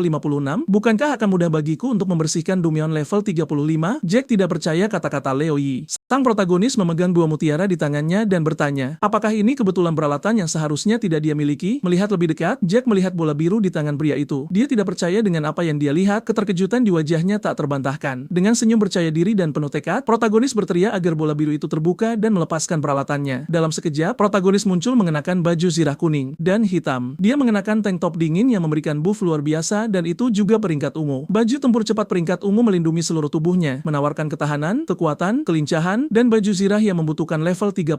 Sarung tangan tempur memberikan atribut yang sama dengan lebih fokus pada sensasi tetapi kekuatannya dihapus. Sepatu tempur ungu berkecepatan tinggi memberikan protagonis kelincahan yang mengesankan. Yang paling penting, ada katana seperti balok peringkat ungu yang memberikan bonus 160 kekuatan serangan pada Liu Yi dan juga meningkatkan pertahanannya sebesar sebesar 30. Sekarang pahlawan itu memiliki statistik yang luar biasa, dan setelah menghitung kekuatan tempurnya, dia memiliki kemampuan level 46. Dengan senyum di wajahnya, dia berkomentar bahwa dia harus berterima kasih kepada orang-orang yang baru saja mati di tangannya karena dia telah mendapatkan peralatan gratis. Sekarang dengan perlengkapan ini, kemampuan tempurnya meningkat lebih dari 3 kali lipat, menunjukkan bahwa lawannya benar-benar gagal memanfaatkan peluang bagus untuk mengalahkannya. Wajah Jack benar-benar terkejut. Dia tidak percaya bahwa Liu Yi hampir melipat gandakan atributnya. Beberapa saat kemudian, dia menyadari semuanya mulai membuatnya kesal. Kejutan itu berubah menjadi kemarahan dan kebencian. Dia mulai berteriak bahwa tidak peduli seberapa kuat pahlawan itu, dia tidak akan bisa membersihkan Dumyeon sendirian. Itu benar-benar mustahil. Di sekitar mereka, suara monster mendekat dengan kecepatan luar biasa. Kemudian salah satu monster melompat ke arah kristal. Pahlawan membunuh siapapun yang mendekat tanpa berkedip. Setelah membunuh satu semut, banyak yang lainnya muncul. Ratusan semut menyerang dari belakang mencoba membunuh dirinya dan membatalkan levelnya. Liu Yi tidak akan menyerah begitu saja. Satu persatu, dia membunuh semut-semut itu tanpa memberi mereka kesempatan untuk menang. Liu Yi tahu bahwa jika dia tidak menang, dia tidak akan bisa melindungi adiknya. Berkat efek mutiara, dia tidak bermaksud menggunakan kecerdasannya untuk melenyapkan serangga yang menyerangnya dari semua sisi. Dia siap untuk dengan berani mempertahankan kristal meskipun musuh datang dari setiap arah. Hidupnya dipertaruhkan dan dia perlu memastikan kemenangan. Dia mengalahkan semut demi semut, jumlah mayat hanya tumbuh, tetapi tampaknya tidak ada habisnya. Ketika kesehatan Liu Yi turun hampir ke nol, dia menggunakan mantra penyembuhan, memungkinkannya untuk terus bertempur tanpa kehilangan kekuatan. Sementara itu, Jack berhasil membunuh beberapa semut. Dia memperhatikan kesehatan protagonis rendah tetapi yang mengejutkannya, Liu Yi dengan cepat menyembuhkan dirinya sendiri. Jack tidak percaya pada matanya. Dia pikir Liu Yi menggunakan ramuan langka dan berteriak bahwa itu tidak masalah. Jack yakin bahwa jika dia hanya menghindar, dia bisa bertahan lebih lama dari Liu Yi. Liu Yi tidak memperhatikan Jack, fokus pada membunuh makhluk-makhluk di sekitarnya. Jack terus berteriak bahwa Liu Yi akan membayar kesombongannya, tetapi Liu Yi sambil tersenyum menjawab bahwa Jack harus mengkhawatirkan kelangsungan hidupnya sendiri. Dia bisa dengan mudah menghancurkan monster dan entah bagaimana menangani situasi tersebut. Jadi, Liu Yi berkomentar bahwa bahkan jika Jack memohon belas kasihan, itu tidak akan menyelamatkannya. Kata-kata ini membuat Jack semakin marah. Dia tidak percaya bahwa bahkan dalam situasi yang begitu putus asa, dia tahu dia begitu percaya diri dan berani membuat pernyataan seperti itu. Jack tetap waspada, melihat semut mencoba menyerangnya dari samping, jadi dia langsung membunuhnya. Sementara itu, Leo terus melenyapkan jumlah monster yang mengesankan. Kesehatannya berkurang ke batas minimum lagi, tetapi dia menggunakan kemampuan penyembuhannya sekali lagi, melanjutkan pertarungannya yang tiada henti. Berjam-jam berlalu saat dia membantai semut tanpa rasa malu di matanya, hanya ladang mayat di sekitarnya, tetapi makhluk-makhluk itu tidak berhenti menyerang. Kristal. Jack di samping, menyaksikan sejumlah besar monster mati dan tidak bisa percaya apa yang dia lihat. Dia pikir tidak mungkin Liu Yi memiliki begitu banyak ramuan penyembuhan karena jumlah yang dia gunakan jauh melebihi apa yang bisa dibawa pemain manapun untuk tantangan seperti itu. Sementara Jack menatap tumpukan tubuh, dia tidak memperhatikan ketika seekor monster tiba-tiba muncul mencengkeram tangannya dan menyebabkan kerusakan besar. Kesehatannya turun ke level minimum lagi. Dia ingin dengan cepat menggunakan ramuan penyembuhan, tetapi ketika dia membuka inventarisnya, dia melihat itu kosong. Ini membingungkannya dan dia menyadari ini adalah akhirnya. Kesehatannya berada di level terendah dan musuh mengepungnya dari semua sisi. Dia tidak lagi memiliki kekuatan untuk terus bertarung. Monster itu mulai mencabik-cabiknya, menyerangnya tanpa henti, melukai setiap bagian tubuhnya yang memungkinkan. Bahkan dalam situasi yang begitu putus asa, Jack masih menolak menerima fakta bahwa dia akan mati lebih dulu dan tidak bisa melihat Liu Yi mati di depannya. Namun saat dia melihat pahlawan itu, dia menyadari bahwa Liu Yi masih menangani semua musuh, membunuh mereka tanpa banyak masalah. Dia memutuskan bahwa Liu Yi akan membayar kesombongannya segera setelah dia mati. Di lobi, pemuda itu terus menonton semuanya dengan senyum di wajahnya karena dia bahkan tidak sedikit pun lelah dan masih memiliki banyak kekuatan. Dia sebenarnya menikmati menghadapi semua monster yang menyerangnya. Bagaimanapun, begitulah cara dia mendapatkan pengalaman dan keterampilan tempur. Pada saat itu, Jack dikirim ke lobi dengan levelnya dibatalkan. Sebuah notifikasi muncul di layar protagonis yang menunjukkan bahwa hanya satu orang yang tersisa di timnya, dirinya sendiri. Dengan memenuhi semua kondisi, imbalan penyelesaian Dumyeon akan meningkat 10 kali lipat. Setelah beberapa jam bertarung melawan serangga, pahlawan itu berjongkok di tanah, kelelahan mencoba mengatur napas. Jumlah semut yang dikalahkan yang mengesankan mengepungnya. Semuanya dilenyapkan olehnya, dan akhirnya gelombang serangan berhenti. Serangga-serangga itu berhenti menyerang dan melihat gunung mayat. Dia merasa lega mengetahui bahwa sebelum gelombang kedua, semut-semut itu akan menghilang. Jika itu tidak terjadi, dia tidak akan tahu di mana kristal itu berada dan tidak akan bisa melindunginya. Tidak jauh darinya, dia melihat prasasti Golden Orb. Golden Orb memungkinkan pemain menerima 3 item acak dari inventaris pemain yang mati. Begitu dia melihat bola itu, Liu Yi dengan cepat berdiri dengan senyum di wajahnya. Dia tidak percaya dia benar-benar telah menemukan Golden Orb tepat seperti yang dia harapkan dari meneyer salinan cermin. Akhirnya, dia telah melakukan sesuatu dengan benar. Mendekati Golden Orb, protagonis mengambilnya dan berpikir sejenak. Tahu dia tidak memiliki banyak kekuatan kognitif tersisa. Dia akan memiliki sekitar 10 menit untuk beristirahat yang akan mengembalikan setengah kekuatannya. Secara alami, itu tidak akan cukup baginya karena dia berada di gelombang ketiga dan terakhir sekarang. Dia menyadari bahwa dia seharusnya tidak menyerang Zukov terlalu awal. Dia seharusnya menunggu gelombang terakhir. Semua yang bisa dia lakukan sekarang adalah berharap Golden Orb itu akan membawa sesuatu yang berharga untuk membantunya menghadapi gelombang terakhir. Saat mengucapkan kata-kata untuk membuka Golden Orb, sebuah notifikasi muncul di depannya menawarkan pilihan antara peralatan dan item. Leo Yi mulai berpikir logis, mengingat bahwa kekuatan, kelincahan, dan baju zirahnya akan segera mencapai 100 poin. Dia bertanya-tanya apakah dia bisa mendapatkan peralatan yang akan meningkatkan ketiga atribut ini dan meningkatkan keterampilan tempurnya. Jadi dia memilih opsi peralatan. Segera, sebuah notifikasi muncul menyatakan bahwa sistem sedang membuka bola dan peralatan akan diekstraksi. Dia menerima satu set peralatan ember ungu dan abu-abu yang memberinya 10 kelincahan dan 5 persepsi. Detik yang sama, sebuah cincin jatuh ke tangan kanan protagonis. Item ketiga yang dia peroleh adalah pistol pendulung kelas ungu yang memberinya 200 kekuatan, 30 kebijaksanaan, dan keterampilan untuk mengunci. Selain melipat gandakan kerusakan setiap serangan atau memukau target, pistol itu juga memiliki fitur isi ulang otomatis tetapi membutuhkan 1 menit untuk terisi penuh. Leo Yushop tidak bisa percaya dengan apa yang dia lihat. Baginya itu benar-benar luar biasa, dan dia percaya itu adalah hari keberuntungannya karena dia tidak hanya menerima buff untuk semua peralatannya tetapi juga meningkatkan senjata utamanya. Mengakses statistiknya, protagonis menyadari bahwa 4 atributnya telah melampaui 100 poin yang membuatnya sangat senang. Itu berarti keterampilan tempurnya lebih kuat dari sebelumnya. Setelah berpikir sebentar, Leo Yi menyadari bahwa jika bukan karena mereka yang menyerangnya, dia tidak akan sekuat ini. Jadi dia memutuskan untuk berterima kasih kepada mereka. Protagonis berterima kasih kepada mereka dengan senyum di wajahnya. Dia siap untuk memasuki pertempuran, tahu dia hanya tertinggal dalam hal level, tetapi segera setelah dia melindungi kristal dari dungan itu, dia akan mencapai pemain papan atas. Sekarang kita dibawa ke kota di malam hari di mana kita menemukan diri kita di sebuah ruangan tempat pemain dibangkitkan setelah kematian. Jack berdiri di tengah ruangan berbicara dengan bosnya, menundukkan kepala dan berkata bahwa Leo Yi pasti memiliki semacam rahasia yang memungkinkannya memiliki atribut yang melebihi levelnya. Setelah semua yang terjadi, Jack mengklaim bahwa jika ini tidak benar, dia tidak akan mati di tangan protagonis. Dia memberitahu bosnya bahwa bahkan jika dia tidak mempercayainya, dia harus memahami kompleksitas Dumyeon Ruined Kingdom. Seorang pemain level 28 membersihkan. Dumyeon level 35 sendirian itu terlalu berlebihan dan pasti ada sesuatu yang salah, kalau tidak dia tidak akan bisa membunuh semua orang. Sang bos melihat Jack dengan jijik, berkata dia memberinya satu kesempatan lagi. Dalam beberapa hari dia perlu naik level dan bos akan secara pribadi berurusan dengan Leo Yi, mengirim orang lain untuk menanganinya. Jack berterima kasih kepada pemimpin karena memberinya kesempatan lagi dan berkata dia akan mencoba. Sekarang kita kembali ke realita ke sebuah kafe yang tidak dikenal di mana Yan berteriak padanan karena seluruh keluarganya bermain game. Gadis itu berkata bahwa bukan hanya mereka yang bermain, tetapi mereka juga menghasilkan banyak uang. Seperti kejutan Yun, Yan kesulitan memahami mengapa, tetapi orang tuanya memaksanya untuk naik level bersama mereka setiap hari. Dia sudah lelah dan tidak ingin melakukannya lagi meskipun orang tuanya inginan terus bermain. Dia ingin melakukannya dengan caranya sendiri. Tiba-tiba, gadis itu berdiri dan bertanya kepada Yan mengapa dia dan kakaknya tidak bermain bersamanya di rumahnya dalam game berhitungan itu, mengatakan akan menyenangkan bermain dengan kakaknya. Yan sangat terkejut dengan saran itu. Dia tidak memiliki perangkat untuk bermain, tetapi dia tiba-tiba menyadari ini adalah kesempatannya untuk membawa Nan dan kakaknya bersama. Jika mereka bermain bersama, itu akan berhasil, dan yang harus dia lakukan hanyalah meninggalkan rumah dengan alasan tertentu dan membiarkan mereka berdua saja. Ini adalah rencananya yang sangat licik, jadi dia menyarankan agar mereka pergi ke rumahnya sekarang. Kembali ke protagonis yang mulai menghadapi gelombang ketiga yang maju ke arahnya. Dia mengalahkan lawannya satu demi satu. Leo Yi belum pernah merasakan kekuatan seperti saat itu. Ketika dia mengenakan peralatan itu, dia merasakan setiap sel di tubuhnya berkembang, terutama di bawah tekanan. Rasanya seolah-olah pedang di tangannya menjadi lebih ringan, langkahnya menjadi lebih cepat dan lebih gesit, dan ketinggian lompatannya memungkinkannya untuk bangkit di atas semua makhluk di sekitarnya. Pada saat-saat itu dia merasa sangat megah di antara kerumunan. Leo Yi menyadari sesuatu yang menarik perhatiannya, makhluk yang bahkan sedikit membingungkannya, tetapi dia tidak mengalihkan pandangan darinya sedetik pun. Dia memutuskan untuk meluncurkan serangan terkuatnya, melompat turun dan membunuh seluruh gerombolan semut dengan satu serangan. Tapi itu tidak cukup baginya. Dia menginginkan lebih banyak kekuatan, lebih banyak pengalaman, lebih banyak keterampilan, dan yang lebih penting, dengan menghancurkan semut-semut itu dia ingin mencapai tempat-tempat yang sebelumnya hanya bisa dia tatap. Kemudian makhluk yang sama yang dia perhatikan sebelumnya muncul di depannya saat dia berada di atas semua monster. Itu adalah bos laba-laba level 35. Tanpa ragu, protagonis memutuskan untuk menghabisinya untuk selamanya. Tiba-tiba notifikasi mulai muncul di depan Leo Yi. Karakter menerima selamat, secara khusus karena telah membersihkan Dumyeon bersama dengan imbalan. Dia memperoleh jumlah pengalaman yang mengesankan, minus 360.000 yang dikalikan 10. Selain itu, karakter menerima gelar Dumyeon Defender. Untuk setiap sekutu yang hilang di Dumyeon, statistik pemain meningkat sebesar 10%. Sekarang statistiknya menjadi sangat tinggi. Saat mencapai level 36, dia telah mengumpulkan jumlah pengalaman yang sangat besar dan atributnya: kerusakan, pertahanan, stamina, kekuatan, kelincahan, pengetahuan, daya tahan, kecerdasan, persepsi, poin untuk distribusi, kesehatan, dan kekuatan kognitif, sangat mencengangkan. Pada level 30, dia telah mampu memilih jalur perkembangan. Salah satu pilihannya adalah Hening, kemampuan presisi yang ketika digunakan mengatur ulang semua kemampuan selama 5 detik. Biayanya adalah 50 poin kekuatan kognitif, dan dengan setiap kenaikan level, kemampuan menambahkan 1 detik lagi. Pilihan pengembangan kedua disebut Tawanan, yang mengikat musuh ke titik awal mereka selama 10 detik. Setelah mengalahkan monster, karakter duduk dengan puas, tidak percaya dia telah mengalahkan makhluk yang begitu kuat sendirian. Yang terpenting, dia sangat senang dengan betapa lebih kuat dirinya dalam beberapa jam saja, sesuatu yang sulit dipercaya oleh dirinya sendiri. Sekarang kita beralih ke dunia nyata, ke rumah protagonis. Bergerak dari realitas virtual ke realitas sebenarnya, Leo Yi melangkah ke balkon untuk mencari udara segar, merenungkan tindakannya dan merasa bangga dengan pencapaiannya saat ini. Dia hanya menunggu kesempatan untuk memasuki game lagi agar adiknya sekuat dirinya sehingga dia bisa melindungi dirinya sendiri di masa depan. Tiba-tiba, Leo Yi mendengar seseorang menutup pintu di belakangnya. Ketika dia memasuki ruangan, dia melihat adiknya telah pulang. Gadis yang berdiri di lorong itu memegang perangkat untuk memasuki game. Dia berkata sangat sulit untuk mendapatkan perangkat itu, tetapi dia beruntung memiliki teman yang luar biasa, Nan, yang telah membantunya mendapatkannya. Namun, perangkat itu menyebabkan dia kehilangan koneksi. Gadis itu memasuki ruangan dan seseorang mengikutinya selama beberapa detik. Leo Yi shock. Dia tidak percaya adiknya berhasil mendapatkan perangkat untuk memasuki dunia Yuan, tetapi kemudian ekspresinya berubah. Dia menjadi sangat bahagia karena sekarang adiknya bisa bermain dengannya. Yan, dengan senyum lebar di wajahnya, berkata bahwa karena Nian telah mendapatkan perangkat untuknya, dia harus berterima kasih dengan baik, yang berarti Nian harus tinggal bersama mereka. Nian tanpa ragu menciptakan Leo Yi, dan dia pada gilirannya tidak percaya itu benar-benar perangkat untuk memasuki dunia Yuan, yang baginya sangat menakjubkan. Namun pada saat itu, gadis itu merasa diabaikan dan cukup kesal. Leo Yi meraih kotak itu dan mulai bertanya bagaimana mereka berhasil mendapatkan perangkat itu. Baginya, itu tidak terlalu penting. Lagi pula yang terpenting adalah, mereka sekarang memiliki perangkat itu. Adiknya mengerutkan kening, tidak percaya kakaknya bahkan tidak memperhatikan gadis cantik di sampingnya dan malah fokus pada mainannya. Bahkan mengetahui bahwa gadis itu sekarang akan tinggal bersama mereka. Pada saat itu, Nian sangat terkejut bahwa sebuah perangkat bisa membuat Leo Yi begitu bahagia. Sekarang kita kembali 1 hari ke masa lalu, ke Dungeon level 40 yang tidak diketahui. Sebuah hutan luas di bawah bulan yang terang menyelimuti area tersebut. Beberapa orang duduk di sekitar api unggun mendiskusikan fakta bahwa jika mereka memasuki Dungeon level 40, mereka akan melampaui tim kedua, meningkatkan keuntungan mereka. Mereka juga berbicara tentang seorang gadis yang sangat kuat yang berkat dia, mereka telah menemukan sebuah desa. Gadis ini adalah bagian dari grup New Order dan timnya menempati peringkat ketiga, dengan semua tim. Namanya adalah Hiece. Tiba-tiba, seorang pria bernama Chao yang mendekatinya, mengatakan kepadanya bahwa dia bisa meminta untuk bergabung dengan tim pertama setelah membersihkan Dungeon yang akan mempercepat perkembangannya. Bingung, dia tidak begitu mengerti apa yang dia bicarakan dan benar-benar mengabaikan pendekatannya. Berikutnya, salah satu anggota tim memberitahu kapten bahwa jika WXC pergi, mereka tidak akan bisa berkembang secepat itu. Mereka menepis kekhawatiran pria itu dan mulai mendiskusikan bagaimana jika YXC pergi, tim tidak akan punya masa depan. Selain itu, mereka telah banyak berinvestasi padanya dan tidak bisa membiarkannya pergi begitu saja, terutama saat mereka paling membutuhkannya. Kapten menarik napas dalam-dalam dan berkata mereka tidak bisa menahan seseorang karena perasaan mereka. Dia percaya bahwa bahkan jika dia mencapai peringkat tertinggi di New Order, dia tidak akan melupakan mereka. Kapten memutuskan untuk mengonfirmasi ini dan dengan senyum di wajahnya bertanya langsung. Sebagai tanggapan, dia hanya melihat senyum Yex. Peserta yang memegang kepalanya di tangan menyadari bahwa dia tidak bisa hanya berharap dia beruntung saat dia melangkah ke ketinggian baru. Rekan setim lain setuju dengan kata-kata sang kapten, mengatakan dia benar sekali dan bahwa tidak ada alasan untuk menahan kemajuan YX. Mereka terlalu lemah. Semua orang mulai mengatakan bahwa jika gadis itu berjuang di tim pertama, mereka tidak akan begitu bersedia untuk menerimanya kembali. Itu sama seperti sebelumnya ketika dia pertama kali bergabung dengan tim, mereka telah membantunya dengan semua yang dia butuhkan. Semua orang sangat baik kepada gadis itu, dan sebagai tanggapan dia tersenyum, berterima kasih kepada mereka, menyebut mereka saudara-saudaranya, dan berkata mereka sangat baik padanya sejak mereka sangat baik. Dia ingin meminta satu bantuan terakhir. Setelah mengatakan semua itu, dia merasa sangat malu. Semua orang di sekitar terkejut, tidak mengerti apa yang dia maksud. Keheningan yang mematikan menyusul. Beberapa detik kemudian, cahaya menyilaukan muncul. Semua anggota tim roboh tak bernyawa. Mereka yang masih hidup menggunakan kemampuan penyembuhan, tetapi tidak percaya dengan apa yang mereka lihat. YC, yang telah bersama mereka selama ini, telah mengkhianati mereka. Dia ingin menjadi sangat kuat, tetapi levelnya tidak cukup tinggi sehingga dia memutuskan untuk mengaktifkan imbalan Dungeon. Dengan cara ini, dia akan menjadi pemain terkuat di dunia Yuan. Kapten marah padanya. Setelah semua yang mereka lakukan untuknya, apakah ini cara dia membalas kebaikan mereka? Witei tertawa lagi dan melambaikan tangannya, mengatakan tidak perlu terlalu marah. Itu hanya sebuah game dan mereka bisa bangkit dan naik level lagi kapan saja. Kapten tidak ingin mendengar sepatah kata pun lagi dan menyuruhnya pergi ke neraka. Dia adalah makhluk yang tidak tahu berterima kasih dan dia menyerangnya. WXC dengan mudah menghindari peluru dan mengingatkannya bahwa dia telah memperingatkan mereka berkali-kali. Tidak peduli seberapa banyak mereka menembaknya di dunia Yuan, kecepatan peluru dibatasi. Oleh karena itu, peluru tidak bisa mengejar pemain dengan lebih dari 100 poin kelincahan. Kemudian dia dengan cepat bergerak ke belakang kapten dan menusuk lehernya. W11 dengan dingin mengulangi bahwa baja dingin adalah masalah yang sama sekali berbeda. Itu bergantung pada atribut pengguna. Kecepatan dan kerusakan tidak dibatasi, jadi dia bisa membunuh kapten dengan mudah. Pada hari berikutnya kita dibawa ke Dungeon level 45 di mana 20 orang sedang melawan monster humanoid. Kapten melaporkan bahwa beberapa orang kehabisan item penyembuhan dan bertanya apakah mereka sudah cukup banyak menimbun. Kapten yang dikenal sebagai Strikes dari New Order bertarung dengan kekuatan yang mengesankan sementara semua orang di sekitarnya mengagumi keterampilannya. Dia sangat terampil tetapi kekuatannya memiliki kelemahan, dia perlu menunggu lama untuk mengumpulkan kekuatan yang cukup. Namun, begitu dia mencapai kekuatan penuh, bahkan monster terbesar pun tidak menjadi tantangan. Kapten tersebut level 45 dan di sebelahnya ada Blazing Fire dari New Order, juga dikenal sebagai Blazing, yang juga level 45. Selama pertarungan, Kapten memperhatikan pemain lain dengan kekuatan serupa dan segera mempertanyakan apakah ini pemain adalah musuh atau seseorang yang bisa mereka yakinkan untuk bergabung. Sang Master dengan cepat menanggapi bahwa pemain ini telah membunuh Kapten yang bertanggung jawab atas Mirror Realm. Ini mengejutkan Strikes hingga dia menggaruk kepalanya karena tidak percaya. Kapten kemudian bertanya tentang gadis bernama White Sea dan apa yang sedang dia lakukan. Adegan kemudian beralih ke hutan di luar zona kendali. Seorang gadis berdiri di tepi tebing melihat layar sistemnya. Dia menerima pesan pribadi dari Blazing Fire yang menginformasikan bahwa dia perlu bertemu dengan pemain baru, protagonis kita, karena kekuatannya. White X tersenyum penuh kegembiraan saat membaca pesan tersebut. Itu tidak menyebutkan apapun tentang membunuh atau merekrut pemain tersebut, tetapi dia tahu bahwa pemain kuat itu langka. Jika dia bisa merekrut protagonis ke dalam guild, itu akan berarti dia melakukan segalanya untuk kepentingan guild. Namun, jika dia membunuhnya, itu akan bertentangan dengan perkembangan guild. Sang Master melihat ini, tidak peduli dengan masa depan protagonis kita dan menyerahkan keputusan sepenuhnya padanya. Gadis itu menghargai nilainya, tahu dia harus membuktikan kompetensinya dengan merekrut atau melenyapkan protagonis. Setelah beberapa refleksi, dia memutuskan dia akan membunuhnya. Hei semuanya, apakah kalian menikmati ceritanya? Saya sangat menyukainya. Jika kalian ingin mengikuti bagian selanjutnya, pastikan untuk berlangganan saluran dan tinggalkan like. Sampai jumpa di cerita berikutnya, kawan-kawan.